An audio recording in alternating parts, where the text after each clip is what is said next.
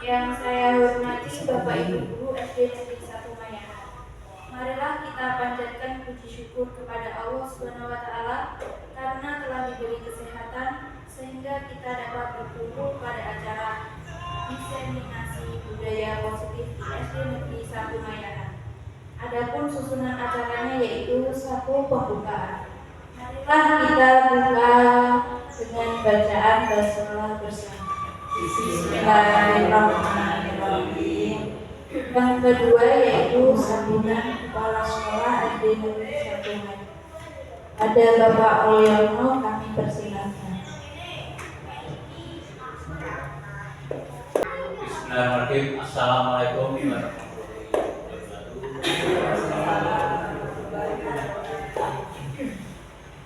Yang terhormat Bu Sahabat Nekmat Sadalika,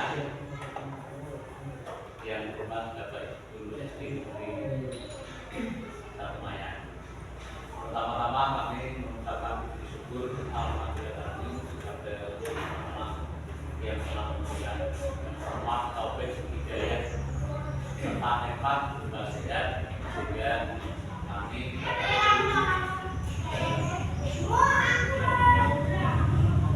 yang kedua, sholawat wassalam kita aturkan kepada Nabi Muhammad SAW yang sebenarnya bersamanya mulai dunia dan akhirat. Allahumma amin. Setelah itu yang kami selaku kepala sekolah di 1 Mayangan sangat mendukung kepada Ibu Sabarna yang melaksanakan sebagai calon guru ya. Semoga Allah mengakhir dengan lancar, kita harus dengan hasil yang baik. Dan kedepannya SD yang dihormati semoga mendapatkan prestasi kedepannya. Dan ini memang positif. Semoga di SD 1 tambah sukses. Jadi tidak ada kata walaupun kemarin diukur dan apa saya sudah menyadari bahwa ingat keadaan di SD 1. Kalau cukup ya? Oke, assalamualaikum warahmatullahi wabarakatuh.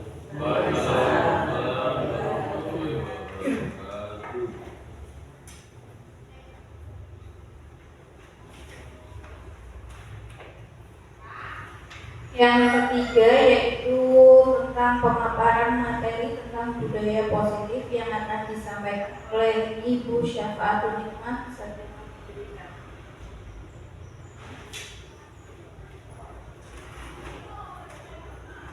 Assalamualaikum warahmatullahi wabarakatuh.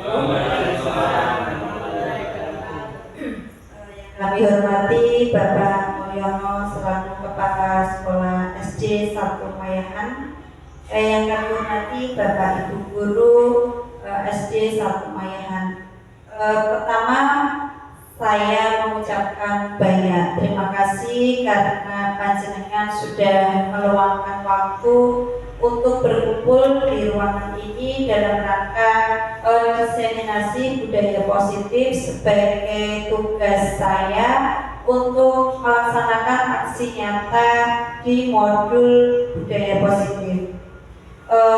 Semoga diseminasi yang akan saya paparkan nanti bisa memberikan manfaat untuk SD Negeri 1 Mayangan. Marilah kita panjatkan puji syukur kehadirat Allah Subhanahu wa taala karena atas rahmatnya kita tetap diberikan keteguhan iman dan Islam dan serta kesehatan sehingga dapat berkumpul di ruangan ini tanpa kurang suatu apapun. Yang kedua, sholawat serta salam senantiasa kita haturkan kepada junjungan kita Nabi Muhammad SAW Semoga kita termasuk dalam umatnya dan mendapatkan syafaat di yaumul akhir nanti. Langsung saja Bapak Ibu, di sini saya akan memaparkan tentang apa itu budaya positif serta manfaat ataupun tujuan-tujuan dari penanaman budaya positif di sekolah kita. Sebelumnya mungkin Bapak Ibu juga sudah familiar dengan istilah budaya positif. Menurut Bapak Ibu coba budaya positif itu seperti apa? Budaya positif itu seperti apa, Pak? Kebiasaan yang terbaik. Kebiasaan yang baik yang perlu kita kembangkan ya, agar nanti tercipta sebuah kedisiplinan seperti itu. Biasanya untuk menanamkan kedisiplinan pada peserta didik kita itu tidak serta-merta seperti kita membalikan telapak tangan. Jadi biasanya itu perlu proses panjang seperti itu, dan yang sudah kita alami biasanya disiplin di pikiran anak itu seperti hal-hal yang menyeramkan atau yang membuat mereka takut seperti itu. Di sini ada pertanyaan otomatis, menurut Bapak Ibu hukuman itu dapat mendisiplinkan anak, setuju ataukah tidak Bapak Ibu? Setuju. Nah, ya coba ini hanya pertanyaan otomatis yang nanti akan kita bahas pada slide berikutnya. Kemudian yang kedua, pemberian hukuman dengan hal positif seperti membaca atau membersihkan halaman sekolah, apakah dapat mendisiplinkan anak? Bisa. Dan aku dengan kita memberikan hukuman, tetapi hukuman tersebut dan positif. Nanti disuruh membaca, membersihkan halaman sekolah, bisa juga, bisa tidak. Nanti kita akan bahas lebih. Kemudian yang ketiga, memberikan penghargaan dapat meningkatkan motivasi belajar anak. Bisa juga. Dalam topik budaya positif, nanti kita akan membahas tentang disiplin positif, nilai-nilai kebajikan universal, teori motivasi, adanya hukuman dan penghargaan, kemudian restitusi. Untuk yang ketiga, tentang keyakinan kelas yang sekarang sedang digaungkan dalam kurikulum Merdeka. Kemudian yang keempat, adanya kebutuhan dasar manusia dan dunia yang berkualitas. Yang kelima adalah restitusi dari 5 posisi kontrol kita sebagai guru. Yang keenam adalah segitiga restitusi. Memang istilah-istilah dalam materi di topik ini agak membingungkan. Begitu juga dengan saya ketika awal mempelajari modul ini, sebelum bertemu dengan ibu fasilitator maupun bapak instruktur, saya juga merasa ini seperti hal yang asing seperti itu. Tapi ketika nanti kita sudah memahami apa saja maksud dari topik-topik tersebut, insya Allah nanti kita akan bisa menerapkannya di sekolah kita. Nah, jadi tadi topik yang berkaitan dengan disiplin positif. Jadi untuk bisa menanamkan disiplin positif, kita harus tahu tentang teori motivasi dan posisi kontrol kita sebagai guru yang selama ini sudah kita lakukan terhadap anak didik kita. Itu kira-kira sudah hal yang baik atau belum. Biasanya anak-anak itu dalam melakukan suatu pelanggaran itu juga didasari adanya kebutuhan diri mereka yang disebut sebagai kebutuhan dasar manusia. Sebelumnya di sini tadi sudah kita bahas bersama tentang disiplin. Disiplin bermakna bahwa untuk mengontrol diri kita perlu menggali potensi kita agar tercapai suatu tujuan mulia, yaitu menjadi seseorang yang kita inginkan berdasarkan nilai-nilai yang kita hargai. Nah, itu kalimat tersebut memang agak membingungkan, karena memang harus ada pernyataan normatif yang akan membuat kita menjadi lebih memahami maksud disiplin yang sebenarnya.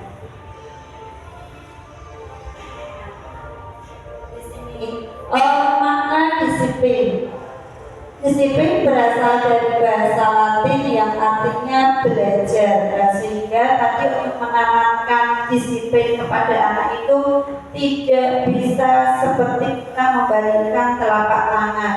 Jadi butuh proses yang panjang, proses belajar sepanjang hayat yang seperti kita lakukan. Jadi seorang guru itu tidak hanya berhenti sampai kita mendapatkan selembar ijazah, tapi kita dalam kesehariannya selalu belajar dari pengalaman-pengalaman yang kita dapatkan bersama dengan anak didik kita. Dalam budaya kita, makna disiplin itu telah berubah menjadi sesuatu yang dilakukan seseorang pada orang lain untuk mendapatkan kepatuhan. Nah, secara umum disiplin itu cenderung pada hal-hal yang menimbulkan ketidaknyamanan, bukan dengan apa yang kita hargai atau pencapaian suatu tujuan mulia. Jadi misalnya pada anak-anak peraturan yang sudah kita terapkan, anak-anak yang biasa melanggar suatu aturan, kemudian kita terapkan hukuman misalnya. Jadi ketika anak itu suatu ketika dia bisa menaati aturan, itu disebabkan karena adanya ketidaknyamanan jika mereka mendapatkan hukuman dari guru yang kemudian nanti dia akan merasa malu seperti itu. Beda dengan anak yang memang dia sudah paham tentang harga dari diri mereka sendiri. Jadi ketika mereka menaati sebuah peraturan, artinya dia menganggap bahwa harga dirinya itu sudah tinggi, tidak atas dasar ketidaknyamanan atau tidak berdasarkan dari suatu penghargaan. Nah, di sini peraturan-peraturan yang kita buat untuk menanamkan disiplin sekarang sudah bergeser menjadi sebuah nilai kebajikan universal. Apa itu nilai kebajikan universal? Nilai kebajikan universal merupakan sifat positif manusia yang merupakan tujuan mulia yang ingin dicapai setiap individu. Jadi setiap individu tentunya selalu memiliki tujuan dalam hal kebaikan yang secara umum, secara objektif orang itu menganggapnya dia memang memiliki nilai positif. Jadi tidak secara subjektif tetapi secara objektif. Dalam kurikulum Merdeka juga sudah digaungkan bahwa tujuan akhir dari sebuah proses pembelajaran dan pendidikan yaitu menanamkan karakter para anak didik kita untuk memiliki karakter sebagai profil pelajar Pancasila yang biasanya sudah kita perkenalkan kepada anak didik kita. Itu sebagai nilai kebajikan universal, hasil dari tujuan akhir. Apa saja nilai profil pelajar Pancasila? Yang pertama yaitu beriman, bertakwa kepada Tuhan Yang Maha Esa dan berakhlak mulia. Jadi nanti di diskusi akhir kita mengharapkan untuk bisa menanamkan kebiasaan-kebiasaan kepada anak didik kita yang bertujuan untuk menanamkan keimanan dan ketakwaan. Kemudian yang kedua yaitu kemandirian. Kemandirian di sini bagaimana anak itu bisa bertanggung jawab, karena selama ini banyak sekali anak-anak yang kurang memiliki rasa bertanggung jawab yang berujung pada tidak terbentuknya kemandirian. Mungkin kalau anak TK misalnya ibu untuk dia bisa memakai sepatu sendiri seperti itu masih perlu latihan. Untuk yang anak SD, kemandirian di sini misalnya dia dalam melaksanakan piket kelas. Di kelas saya pun masih sering saya jumpai dalam seharinya itu mungkin masih ada beberapa anak yang lalai untuk melaksanakan piket kelas. Kemudian berkaitan dengan PR juga, beberapa anak mesti masih sering belum memiliki kemandirian dan tanggung jawab dalam mengerjakan PR. Nah, di sini tugas kita adalah menanamkan kemandirian agar anak tersebut tanpa diminta, tanpa adanya dorongan hukuman ataupun penghargaan, mereka tetap bertanggung jawab seperti itu. Kemudian profil yang ketiga, bernalar kritis. Bernalar kritis artinya mereka tanggap terhadap apa-apa yang ada di sekitar mereka, seperti contohnya tentang kebersihan.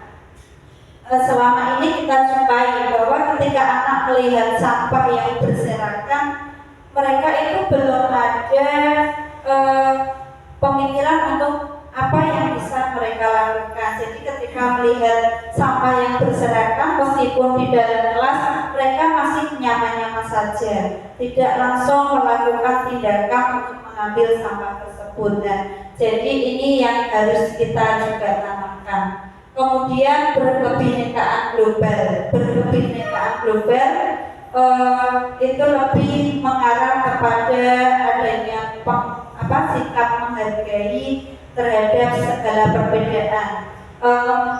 Kebetulan kalau di SD kita, di SD Mayangan itu rata-rata hampir semua beragama Islam ya. Jadi akan sangat mudah anak-anak itu untuk bisa menghargai. Mungkin nanti akan beda kondisi jika dalam satu sekolah tersebut terdapat keragaman agama maupun keragaman suku. Mungkin kalau yang seperti itu bisa kita temui di kota-kota besar. Jadi dalam satu kelas atau di satu sekolah itu terdapat beberapa siswa yang berasal dari suku ataupun daerah yang berbeda, sehingga mereka juga memiliki perbedaan mungkin dalam berbahasa seperti itu. Kemudian yang berikutnya adalah tentang gotong royong. Gotong royong di sini bisa kita tanamkan mulai dari hal kecil, yaitu adanya kerjasama di kelas dalam tugas kelompok misalnya, ataupun dalam melaksanakan piket kelas adanya saling berbagi. Kemudian yang terakhir, puncak dari profil pelajar Pancasila yaitu kreatif. Di sini di dalam kurikulum Merdeka sudah memberikan kebebasan kepada guru maupun peserta didik untuk mengembangkan kreativitas anak. Jadi peran kita di sini adalah benar-benar bisa menggali potensi mereka sehingga mereka bisa secara bebas berekspresi untuk menunjukkan bakat mereka seperti itu. Nah, di sini untuk bisa menanamkan kedisiplinan biasanya itu dipengaruhi oleh beberapa motivasi yang ada 3 jenisnya. Yang pertama, motivasi eksternal. Motivasi eksternal itu dorongan yang berasal dari luar diri anak tersebut. Contohnya, dia menaati peraturan pada hari kedua setelah hari sebelumnya melanggar itu karena adanya ketidaknyamanan ketika mereka mendapatkan hukuman. Akan tetapi ketika hukuman tersebut sudah dilupakan, mungkin 2 atau 3 hari berikutnya, anak tersebut mungkin saja akan melakukan perbuatan yang sama. Kemudian yang kedua, masih dalam motivasi eksternal, misalkan untuk mendapatkan imbalan dari orang lain. Kalau untuk TK biasanya adanya pemberian bintang prestasi gitu. seperti itu namanya anak itu melakukan suatu tindakan karena adanya motivasi dari luar untuk mendapatkan imbalan. Kalau yang anak SD di kelas saya misalkan nanti pernah itu ada dulu yang saya lakukan, tetapi hal itu ternyata salah. Ketika nanti anak bisa menjawab, nanti saya siapkan hadiah, misalnya sekedar permen. Mungkin bagi anak yang menginginkan hadiah tersebut dia akan berusaha semaksimal mungkin, tetapi bagi anak yang tidak tertarik dengan hadiah tersebut, dia akan menganggap hal itu biasa saja dan akhirnya anak tersebut juga tidak ada greget dari dalam dirinya. Kemudian yang ketiga adalah motivasi internal. Motivasi internal di sini adalah motivasi yang paling tinggi, karena anak tersebut untuk bisa menanamkan hal-hal yang baik itu berasal dari keinginan dirinya sendiri. Dan ini mungkin masih sulit sekali kita temukan. Jadi misalkan anak itu kadang masih belum paham apa sih tujuan mereka belajar di sekolah, kemudian tujuan mereka berangkat ke sekolah, seperti itu masih sulit kita temukan karena memang mungkin dalam kesehariannya untuk mendapatkan sesuatu mereka dengan mudah mendapatkannya. Beda dengan zaman waktu saya kecil ataupun panjenengan. Jadi waktu dulu kita untuk bisa bersekolah saja itu harus butuh perjuangan yang tinggi seperti itu. Jadi untuk bisa melanjutkan SMA atau melanjutkan kuliah, kalau dulu itu kan harus benar-benar mendapatkan peringkat yang baik dulu seperti itu. Jadi motivasi kita belajar itu berasal dari dalam diri.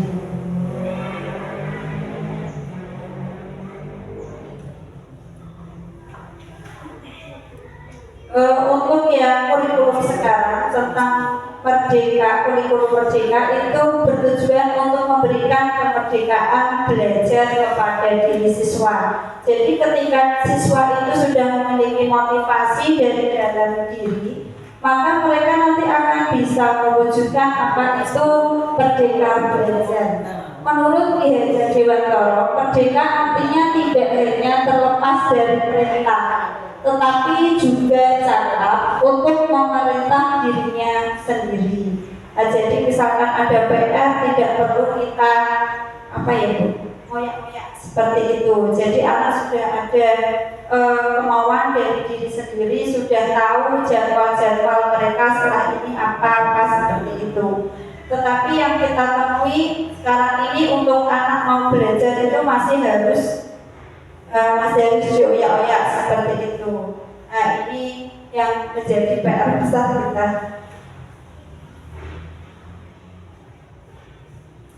Mungkin kita untuk bisa memberikan untuk mewujudkan motivasi intrinsik, kita harus bisa memberikan apresiasi sekecil apapun kepada siswa. Jadi ketika mereka membuat sebuah menciptakan keberhasilan, ada nilai yang mereka dapatkan tidak sekedar angka, tapi rasa kebanggaan dari guru maupun dari orang tua.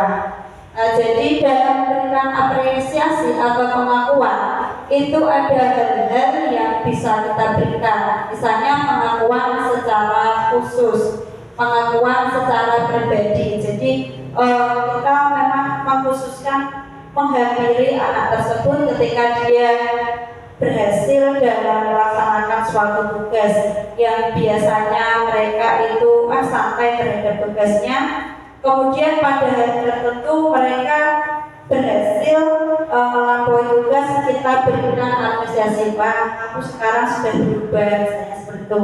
Sekarang kamu sudah memperlihatkan kesungguhanmu, seperti itu. Lain kali tolong ya seperti ini lagi dan jangan mengulang hari-hari sebelumnya, misalnya seperti itu. Kemudian pengakuan kepada semua murid secara bergantian, misalnya dalam anak-anak yang bergilir untuk memimpin memimpin doa, mungkin masih ada anak-anak yang malu-malu seperti itu. Jadi ketika mereka menunjukkan keberaniannya, kita secara bergantian juga harus memberikan apresiasi, berikan pengakuan secara konsisten. Konsisten artinya selalu kita ulang-ulang hal tersebut. Jadi tidak ada hanya momen-momen tertentu, dan terakhir fokus pada proses. Nah, jadi ketika misalnya ketika kita dalam mengoreksi suatu tugas anak, biasanya kita ketika mengoreksi ada jawaban yang kurang tepat, kita sudah koreksi, kemudian anak tersebut harus mengulangi lagi jawaban yang salah. Tetapi ketika kita menilai kembali, kita tidak hanya melihat hasil akhirnya, tapi kita melihat prosesnya. Dan biasanya kalau dalam matematika kita meminta anak untuk menuliskan cara pengerjaannya atau langkah seperti itu gitu. Jadi kita tahu kalau langkahnya memang sudah tepat, maka hasilnya otomatis juga sudah tepat. Tetapi kemarin saya temui beberapa anak, mungkin karena dia khawatir nanti disuruh mengulangi, dia sudah menuliskan langkahnya, hasil akhirnya itu benar. Tapi ketika saya cek langkahnya, ternyata langkahnya itu langkahnya masih keliru, Bu. Kemudian saya tanya, loh, langkahnya masih keliru, tapi kok hasil akhirnya benar? Ternyata dia mengambil hanron berbeda. Ternyata dia hanya mengambil jawaban akhir dari temannya yang sudah dinyatakan benar seperti itu. Jadi dari hal itu kita bisa memberikan dorongan kepada siswa bahwa hasil akhir itu bukan yang utama, tetapi adalah proses. Karena ketika misalnya ada nanti ujian ataupun tes, itu kalian kan tidak bisa berdiskusi dengan temannya. Jadi pemahaman proses itu yang utama, seperti itu.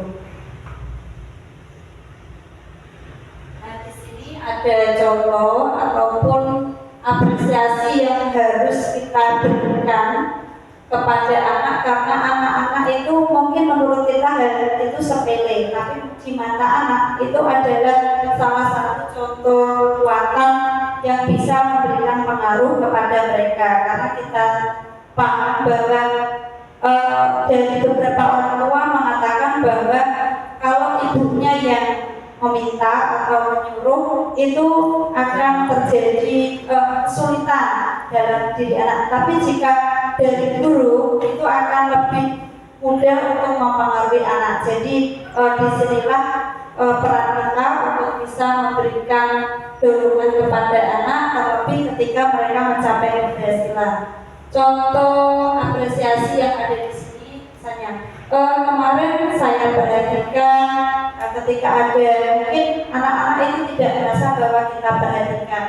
Mungkin saat tertentu dia menolong temannya atau ada temannya yang menangis, kemudian anak tersebut menghampiri temannya, istilahnya ngerang-ngerang ya. Kemudian kita tahu dan kita mendatangi anak tersebut. Kemarin saya perhatikan rasa empatimu terhadap temanmu besar sekali. Kamu mau menolong temanmu, berucapkan terima kasih seperti itu. Jadi di dalam hati anak itu mungkin dia merasa ternyata perbuatan saya yang baik ini ada yang melihat atau diperhatikan oleh guru. Nah, mungkin nanti bisa saja timbul dalam diri mereka bahwa saya itu untuk berikutnya masih harus seperti ini. Kemudian contohnya apresiasi yang lain yaitu saya menghargai kepedulianmu pada saat kamu membantu teman-temanmu di tugas kelompok seperti dalam kegiatan atau sebaya. Biasanya dalam kelompok kan kita sudah paham mana anak yang memiliki kemampuan tinggi, sedang dan rendah. Jadi dalam kelompok biasanya kan kita buat kelompok yang heterogen dengan tujuan ketika anak yang memiliki kemampuan tinggi sudah menguasai materi, sudah berhasil dalam menyelesaikan tugasnya, mereka nanti akan mampu memberikan bantuan kepada temannya. Karena mungkin saja bagi anak itu ketika dia bertanya kepada guru akan malu-malu, dan ditanya itu dia mengatakan sudah bisa padahal sebenarnya belum bisa. Tapi kalau dengan rekan sendiri, mereka akan lebih leluasa seperti itu. Kemudian contoh apresiasi yang berikutnya, kita langsung serta-merta mengucapkan terima kasih kepada siswa tersebut. Nah, di sini ada beberapa tindakan guru dalam menanamkan budaya positif. Dalam istilahnya di kurikulum Merdeka kan sekarang sudah tidak ada hukuman nih Bapak Ibu, tetapi diganti dengan istilah konsekuensi. Karena hukuman pun sekarang itu sebenarnya sudah sangat membingungkan dan tidak berpihak kepada guru, karena sudah banyak kasus yang terjadi. Setiap guru memberikan sedikit saja hukuman kepada siswa, maka mereka nanti akan lapor kepada orang tuanya, dan orang tuanya justru tidak berpihak kepada guru, tapi malah akan mendukung anaknya. Bahkan ada yang lapor dengan polisi. Pada polisi. Menurut Bapak Ibu, mulai dari yang pertama itu mencatat 100 kali di dalam buku dengan kalimat saya tidak akan terlambat lagi.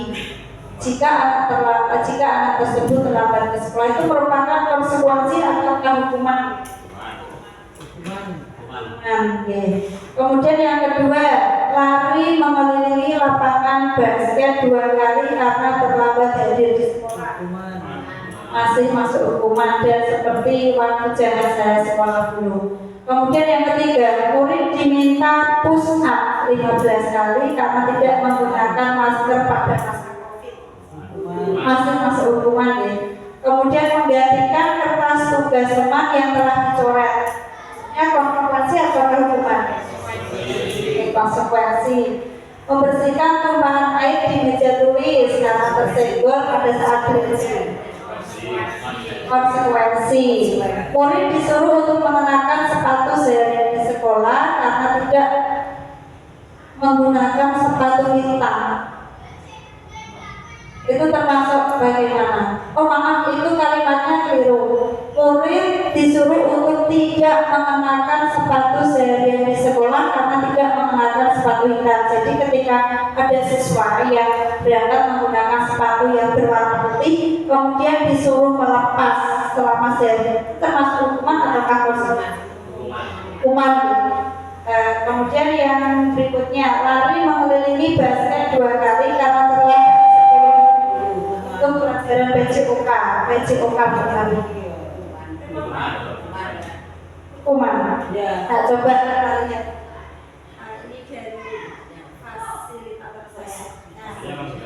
Nah, di sini untuk yang kemarin saya juga itu keliru. Untuk yang terakhir sama, ketika ada tes tersebut saya juga keliru. Untuk yang awal sudah pasti hukuman dan konsekuensi. Kemudian yang terakhir, kenapa kok dalam mengelilingi lapangan basket 2 kali itu karena sesuatu terlambat sebelum pelajaran PJOK, maksudnya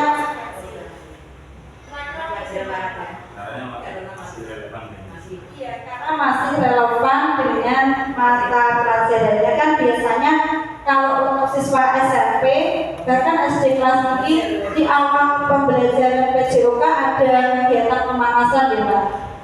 Kegiatan pemanasannya kan harus misalkan lari di lapangan 2 kali. Karena anak tersebut terlambat, jadi ketinggalan kegiatan pemanasan, maka mereka tetap harus melaksanakannya meskipun secara sendiri seperti itu. Dari contoh-contoh di sini berarti kita sebenarnya sudah paham bedanya hukuman dan konsekuensi. Kalau hukuman itu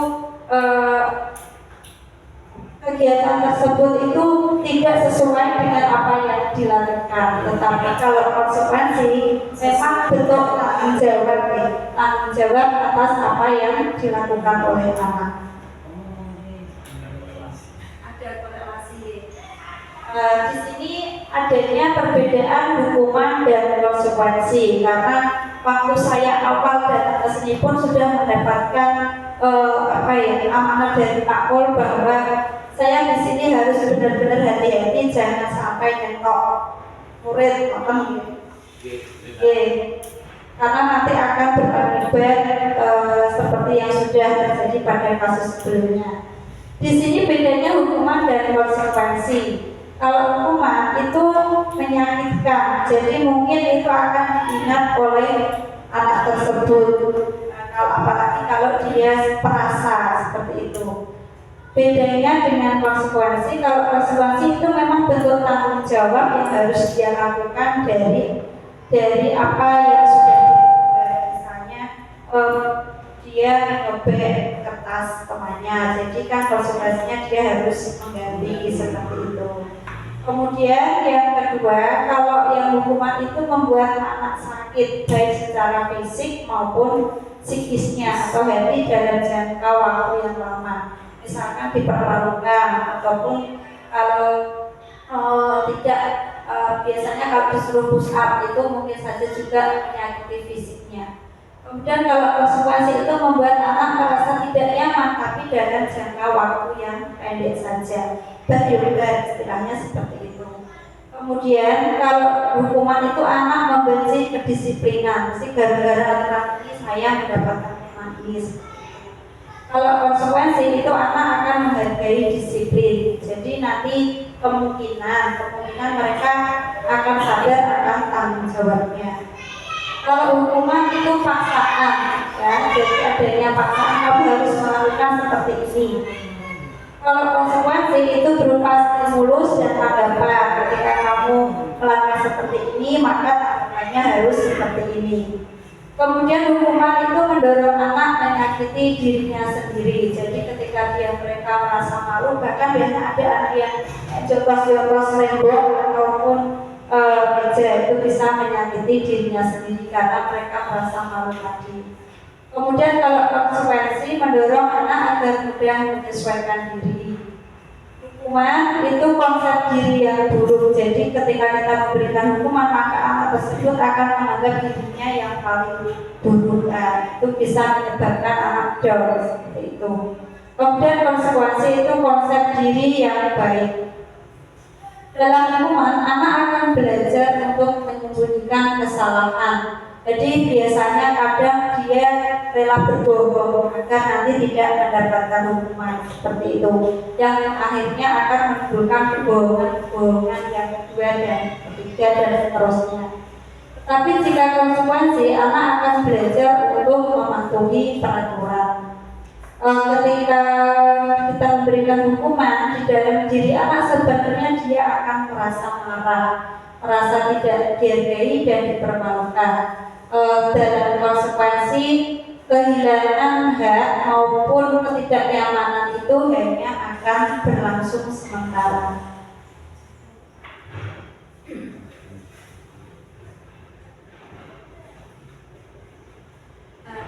Di sini ada istilah baru dalam penanaman disiplin positif dan dalam mungkin kalau yang anak yang mahasiswa di bidang hukum itu sudah mengenal istilah restitusi. Jadi istilah restitusi ini sekarang sudah ditanamkan kepada guru, tidak hanya pada pihak hukum saja.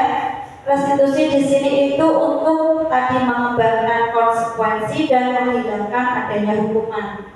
Restitusi adalah proses menciptakan kondisi bagi murid untuk bisa memperbaiki kesalahan mereka dengan tadi adanya konsekuensi. Jadi ketika mereka tadi menumpahkan air, maka mereka harus bisa memperbaiki kesalahan mereka dengan bertanggung jawab, membersihkan kembali seperti itu, sehingga mereka bisa kembali pada kelompok mereka dengan karakter yang lebih kuat.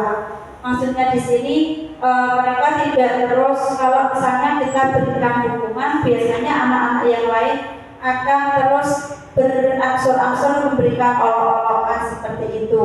Maka ketika anak tersebut akan bergabung bersama dengan temannya, ada rasa menarik diri seperti itu, ada keraguan karena mesti nanti anak-anak yang lain mengolok-olok. Tetapi dengan adanya tadi konsekuensi yang kita juga sebagai guru menyadarkan siswa yang lain bahwa anak ini tadi sudah mengakui kesalahannya, maka mereka insya Allah akan bisa kembali ke kelompok mereka lagi dengan karakter yang lebih kuat. Restitusi juga merupakan proses kolaboratif yang mengajarkan murid untuk mencari solusi untuk masalah mereka. Jadi ketika dia tadi, apa yang kamu lakukan ini, kira-kira untuk memperbaiki kesalahanmu kamu harus berbuat apa, seperti itu. Jadi tidak dari kita, tapi anak tersebut sudah bisa menemukan solusi dari masalah kita, dari masalah mereka. Dan kita tadi membantu murid untuk berpikir tentang orang seperti apa yang mereka inginkan. Biasanya kita seperti apakah mau jika kamu juga diperlakukan seperti itu. Kalau mereka tidak mau, maka kan kamu juga tidak boleh seperti itu. Nah, ini adalah contoh restitusi yang dikenalkan oleh dosen di bukunya.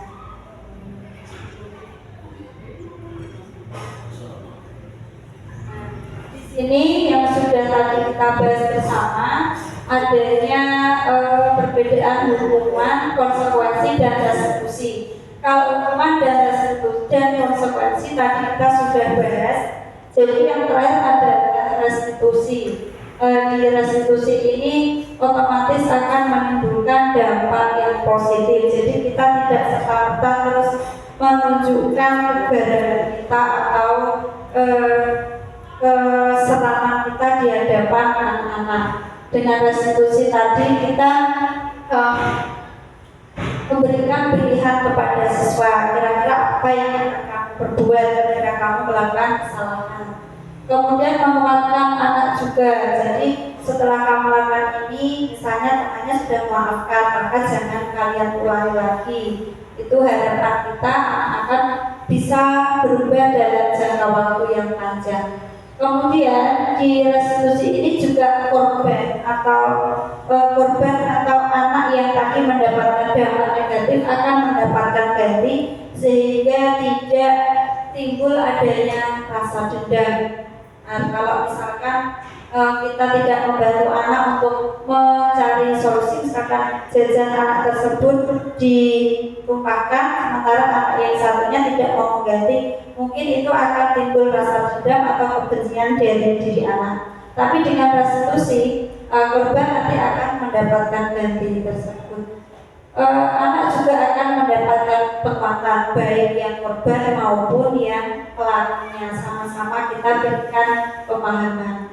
Masalah juga terpecahkan, kemudian murid akan bertanggung jawab atas perilakunya. Ini secara teori, tapi mungkin untuk pelaksanaannya juga tidak bisa berhasil dalam sehari ataupun 2 hari, dan kemungkinan anak tersebut akan mengulangi, dan kita juga harus selalu mengulangi tentang adanya restitusi tersebut, adanya peran kita memberikan pengarahan kepada anak didik kita.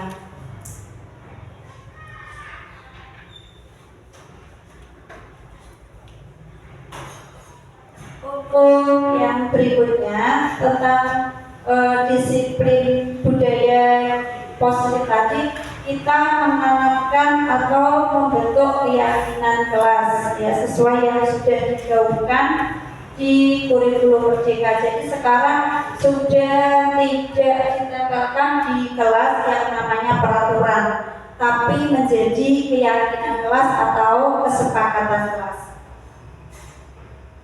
Mengapa sudah tidak diperbolehkan adanya peraturan dan mengapa harus berubah menjadi keyakinan kelas?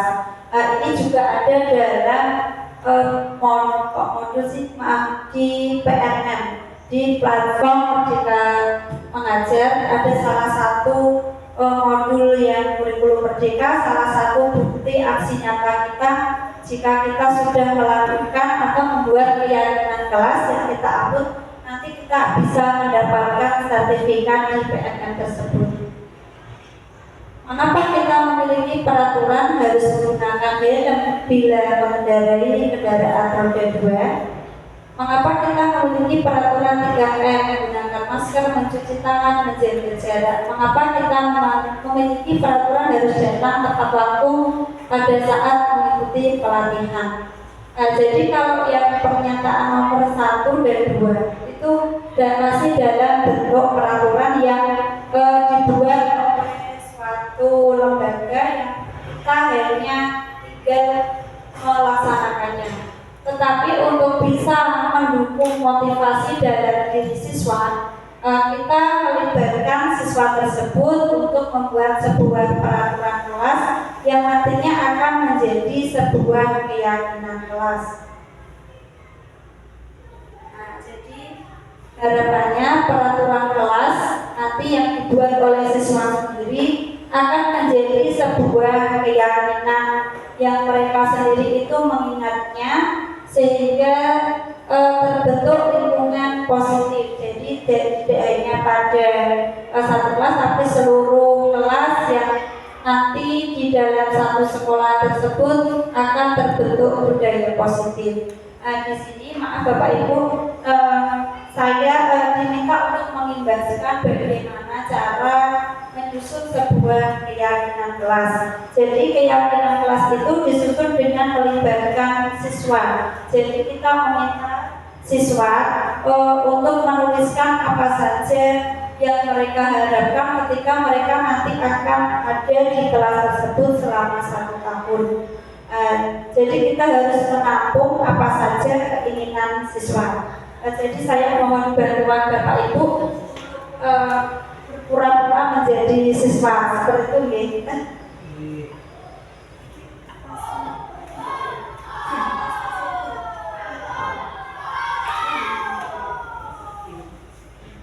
Jadi di sini saya mohon Bapak Ibu untuk menuliskan contoh-contoh peraturan kelas yang mereka inginkan atau yang diinginkan oleh siswa. Kemudian nanti kita akan membahas bersama peraturan apa saja yang mereka inginkan seperti itu.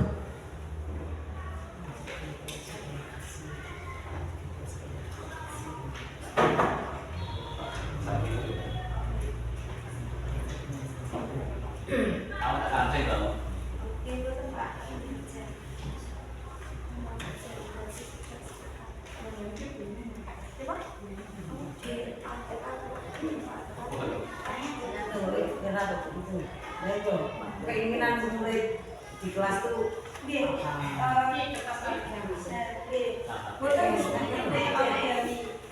ini apa sticky note. Jadi di sini ketika kita akan membuat sebuah keyakinan kelas, kita sudah terlebih dahulu memberikan panduan kepada siswa. Misalnya di awal semester atau di tahun ajaran, anak-anak kira-kira nanti di 1 tahun ke depan kalian itu ingin atau mengharapkan kelas kita itu seperti apa?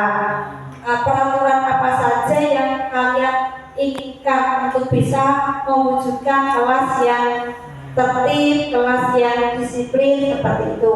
Kalau untuk kelas tinggi bisa saja diberikan sebuah kertas kemudian anak itu menulis.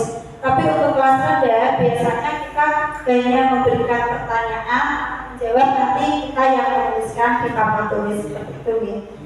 Kita anggap di sini panjenengan adalah siswa kelas tinggi seperti itu. Oke, misalkan saja kan tidak boleh makan di kelas seperti itu, keinginan siswa seperti itu. Kemudian kalau ada anak yang biasanya anak perempuan yang lebih cenderung kritis, tidak boleh membuang sampah sembarangan misalnya seperti itu. Kemudian rata-rata kalau dalam peraturan di pikiran anak itu kan sudah hal yang menakutkan, maka mesti di pikiran mereka hanya sebuah larangan-larangan seperti itu. Dan nanti tugas kita di sini harus bisa mengubah pandangan negatif itu menjadi sebuah hal yang positif agar itu bisa terkenang di anak. Misalkan kalau yang negatif dilarang membuang sampah sembarangan, maka yang ada di pikiran anak itu sampah ya di sembarangan seperti itu. Tapi nanti kita akan mengubahnya menjadi membuang sampah pada tempatnya agar tertanam di pikiran anak bahwa membuang sampah ya tempatnya seperti itu. Sama ya?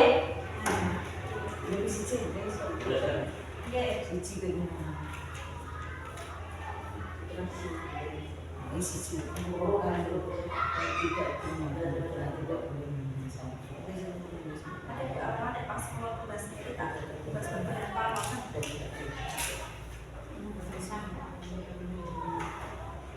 aku pengen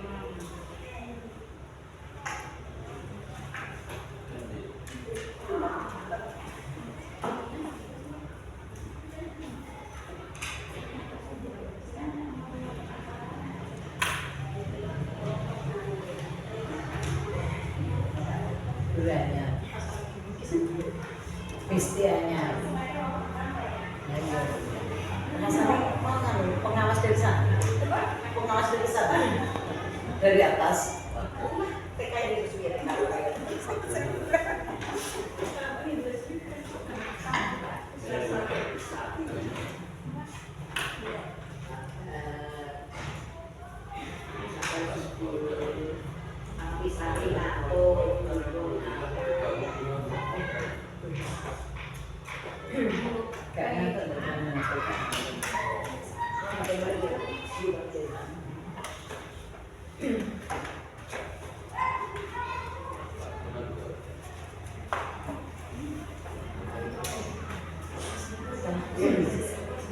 anak kalau minggu jam 10 dulu.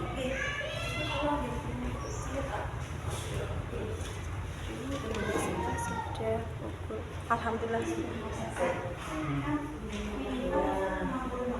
Iya. 5-6 menit.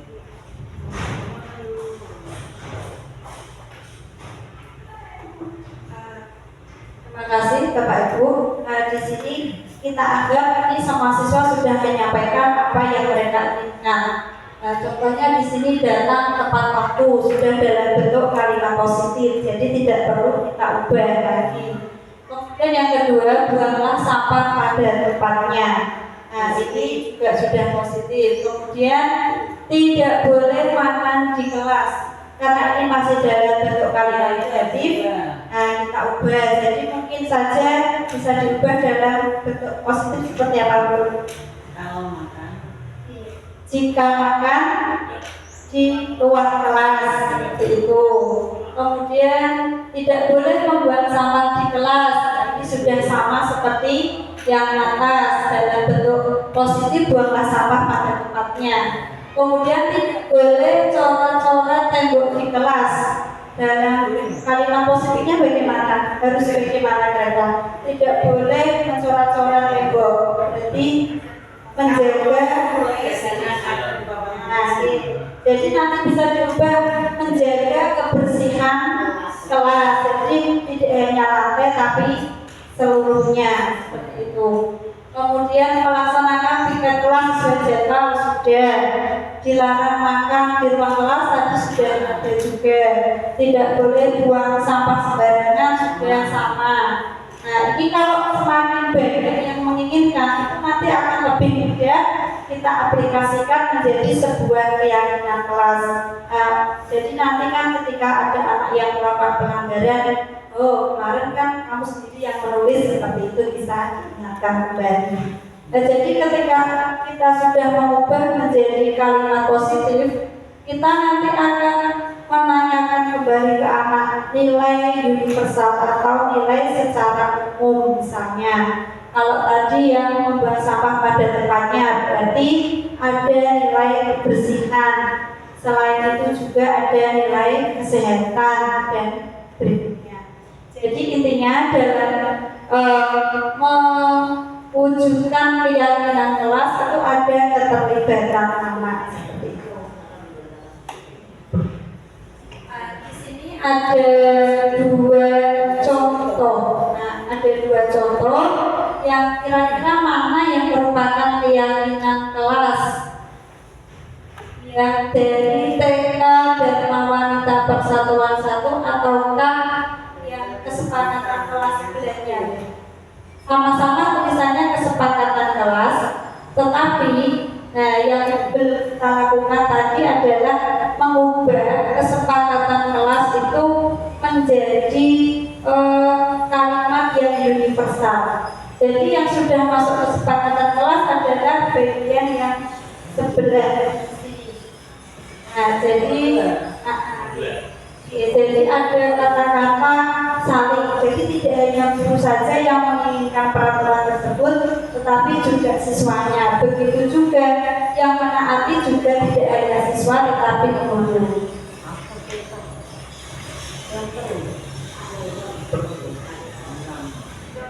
Ini juga ada contoh apakah itu dalam bentuk peraturan. Misalkan peraturannya selalu kembalikan buku ke tempatnya, itu nanti akan diubah menjadi nilai secara umum. Kira-kira jika peraturannya selalu kembalikan buku ke tempatnya, nilai apa nih Bapak Ibu? Nilai secara umum. Membentuk nilai apa? Dari disiplin bisa, kemudian rapinya, tanggung jawab, dilarang mengganggu orang lain, menghargai, ya bagus. Hadir di sekolah 15 menit sebelum pembelajaran dimulai, disiplin, ya. Dilarang melakukan kekerasan, kasih sayang, ada nilai kasih sayang di situ. Kita coba cek. Mengembalikan buku ke tempatnya adalah keyakinan kelas, keyakinan yang harus dimiliki anak adalah tanggung jawab. Jadi setelah kalimat positif yang dituliskan, nanti kita juga harus bisa mengubah kalimat positif itu menjadi sebuah nilai kebajikan yang umum, menjadi keyakinan seperti tanggung jawab, menghormati, kemudian adanya kebersihan, keamanan, seperti itu. Biasanya anak-anak ketika melakukan pelanggaran itu juga didasarkan atas kebutuhan dasar manusia. Kebutuhan dasar manusia itu ada 5, yaitu yang pertama bertahan hidup, kemudian adanya kasih sayang, penguasaan, kesenangan, dan kebebasan. Jadi misalkan ada anak yang laporan, Bu, jajan saya tadi direbut oleh si B, seperti itu. Maka kita tidak bisa serta-merta terus menghardik si B, tapi kita harus bisa mengetahui kebutuhan dasar apa yang melatar belakangi si B sampai merebut jajan. Misalnya seperti itu, Bu, kita tanya kenapa kamu tidak bawa uang saku, tidak diberikan uang oleh ibunya. Jadi mungkin nanti kita bisa memberikan pemahaman tidak boleh berebut, tapi tidak namanya juga coba temannya yang ditanya saling berbagi seperti itu. Nah di sini kita sebagai guru tadi ada 5 posisi kontrol yang harus kita bisa memahaminya agar tidak melakukan kesalahan seperti itu. Dan posisi kontrol kita sebenarnya ini sudah sering Bapak Ibu lakukan, apalagi terlebih Bapak Ibu senior yang sudah memiliki pengalaman berpuluh-puluh tahun. Sebenarnya sudah melakukan posisi kontrol yang terbaik. Cuma kita kan selama ini tidak tahu ini yang mana. Saya pun juga baru mengetahui beberapa posisi kontrol itu baru ketika mempelajari modul ini. Jadi posisi kontrol kita pada siswa itu ada yang sifatnya menjadi penghukum, pembuat rasa bersalah, teman, pemantau, dan manajer. Kalau yang selama bertahun-tahun yang lalu itu rata-rata dulu sebagai penghukum. Jadi ketika ada anak yang melakukan kesalahan, kita tidak mau tahu apa latar belakangnya, langsung saja memberikan hukuman, sehingga mungkin saja itu akan memunculkan kebencian pada diri anak. Kemudian rasa bersalah kepada. Jadi ketika anak melakukan suatu kesalahan, dia akan merasa sangat bersalah. Mereka terus seperti kurang percaya diri. Padahal yang kita lakukan sebenarnya hanya memberikan perkataan yang misalkan itu kecewa sekali dengan kamu, itu sudah berusaha semaksimal mungkin kok kamu masih seperti ini ya, mungkin seperti itu. Kemudian ada posisi kontrol sebagai teman. Jadi yang biasanya sebagai teman itu anak-anak lebih akrab kepada kita. Tetapi di sisi lain anak itu ya nanti akhirnya juga kurang menghargai, dan bahkan ketika kita merasa sangat akrab, ketika pada suatu hari kita tidak masuk dan digantikan oleh guru yang lain, mungkin anak tersebut merasa kurang memperdulikan ibu. Kemudian yang berikutnya adalah pemantau. Sebagai pemantau, kita biasanya itu lebih ke condong ke data-data ini loh, guru punya catatan kita pantau. Kemarin sudah melakukan kesalahan, kok ini diulangi lagi seperti itu. Biasanya itu akan berdampak pada murid adanya sanksi. Kemudian yang terakhir itu manajer. Ini adalah posisi yang paling bagus karena tadi kita sebagai fasilitator untuk memecahkan masalah pada diri anak. Nah, di sini ada contoh pernyataan yang bisa kita berikan dan posisi kontrol kita. Misalkan, saya kecewa sekali dengan kamu, seperti itu, membuat anak merasa bersalah. Kemudian kalau penghukum, kita dengan wajah yang sangat menakutkan mengatakan bahwa kamu tidak benar, kamu harus seperti ini, seperti itu. Itu adalah beberapa contoh pernyataan tentang posisi kontrol kita. Untuk yang terakhir adalah segitiga restitusi, di mana tadi guru berperan sebagai manajer.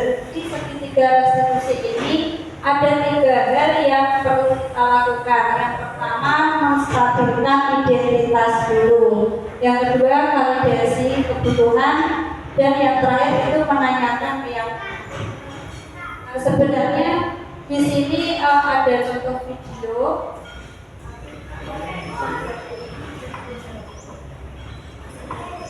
Inilah ketika contohnya saja, dan stabilkan identitas, guru bisa berkata kepada siswa, jadi berbuat salah itu adalah hal yang manusiawi. Jadi misalkan ada anak yang bertengkar, kita tidak langsung mencari siapa yang salah, tapi kita menstabilkan emosi anak tersebut.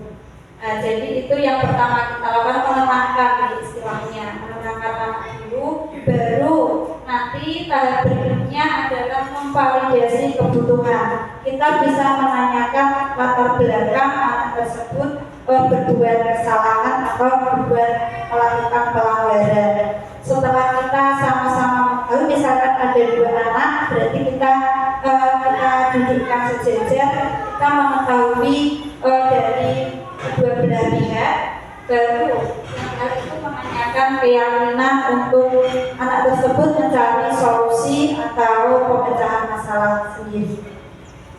Demikian hal yang dapat kami bagikan tentang bagaimana menanamkan budaya positif, dan saya rasa Bapak Ibu lebih memahaminya karena memang sudah memiliki pengalaman selama berpuluh-puluh tahun dibandingkan saya yang hanya berapa tahun seperti itu. Sekali lagi kami ucapkan terima kasih atas kesediaan waktu dari Bapak Ibu untuk melaksanakan diseminasi budaya positif. Kurang lebihnya saya mohon maaf yang sebesar-besarnya. Dan akhir kata, wassalamualaikum warahmatullahi wabarakatuh. Waalaikumsalam warahmatullahi wabarakatuh. Selanjutnya yaitu penutup, mari kita tutup dengan bacaan alhamdulillah. Alhamdulillahirobbilalamin. Yang dari saya, apabila ada salah kata, saya mohon maaf. Wassalamualaikum warahmatullahi Waalaikumsalam.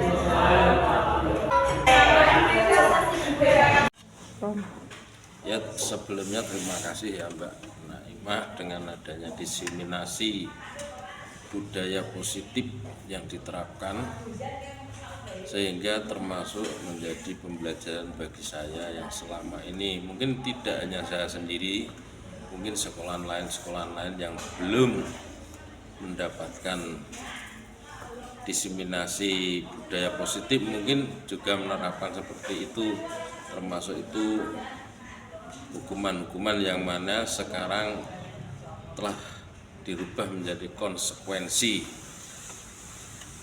Intinya adalah kesepakatan untuk guru dan peserta didik, jadi bisa menyebabkan saling mendapatkan kenyamanan antara guru dan peserta didik dalam proses pembelajaran di sekolah. Mungkin dari saya hanya itu. Terima kasih.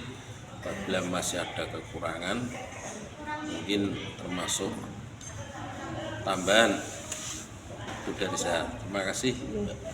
Terima kasih. Assalamualaikum warahmatullahi wabarakatuh. Setelah mengikuti diskusi diskriminasi positif, saya sebagai guru SD Negeri 1 Mayahan sudah tidak melakukan hukuman terhadap peserta didik. Peserta didik saya ajak untuk berdiskusi, menyelesaikan masalah supaya kedepannya tidak diulangi lagi dan lebih disiplin lagi dan tidak menerapkan hukuman lagi. Wassalamualaikum warahmatullahi wabarakatuh. Terima kasih.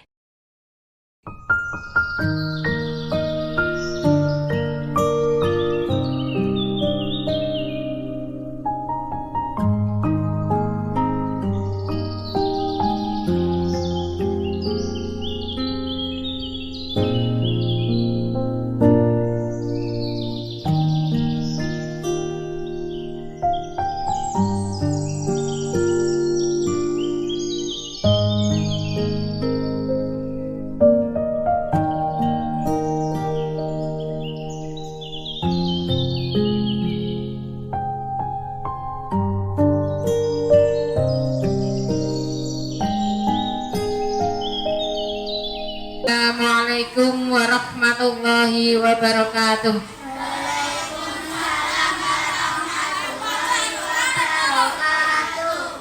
Mari kita membaca Asmaul Husna bersama-sama nggih. Ila qadratan Mustafa sallallahu alaihi wasallam wa alihi wa sahbihi tsumma khusnul wa jannati anak.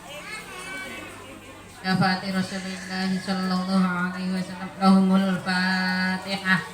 A'udzu billahi minasyaitonir rajim. Bismillahirrahmanirrahim. Alhamdulillahi rabbil alamin.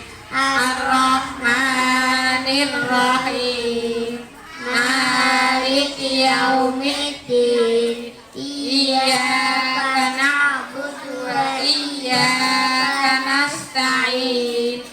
Ihdinas siratal mustaqim. Siratal ladzina an'amta 'alaihim ghairil maghdubi 'alaihim waladdallin. Rabbi ighfirli wa liwalidayya wa lil mu'minina amin. Bismillahirrahmanirrahim.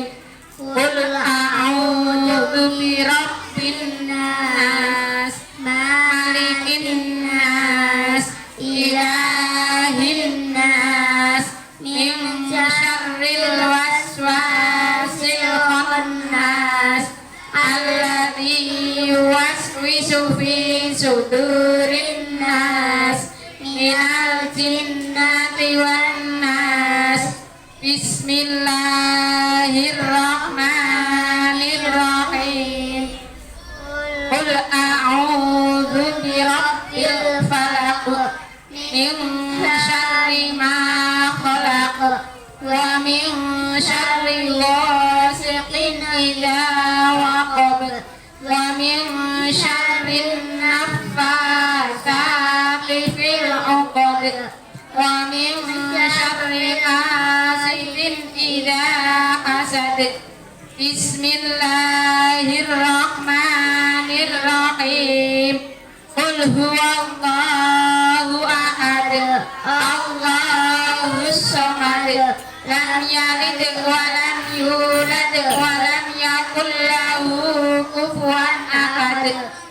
Bismillahirrahmanirrahim.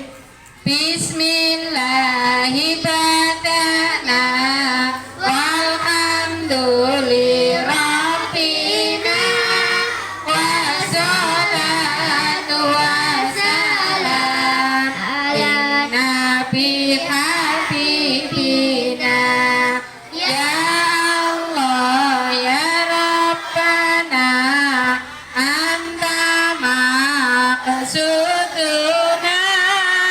ridhakal madlubuna dunyana wa ukhrana ya Rahmanu ya Rahim ya Maliku ya Kudus ya Salamu ya Mu'min ya Muhamminu ya Aziz ya Jabbar Mutakabbir ya Khaliku ya Bari ya Musawwir ya Ghaffar ya Qahharu ya Wahhab ya Razzaqu ya Fattah ya Alimu